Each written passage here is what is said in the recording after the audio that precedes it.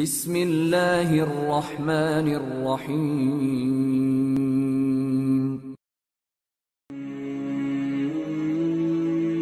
حدیث نبی صلی اللہ علیہ وآلہ وسلم۔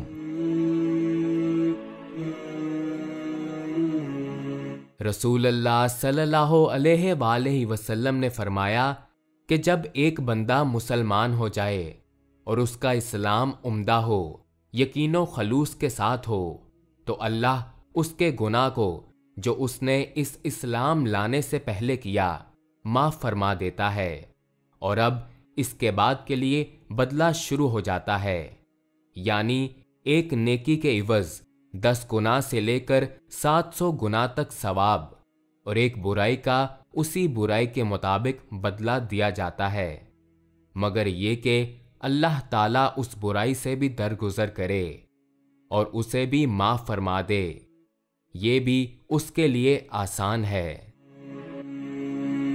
صحیح بخاری حدیث نمبر 41۔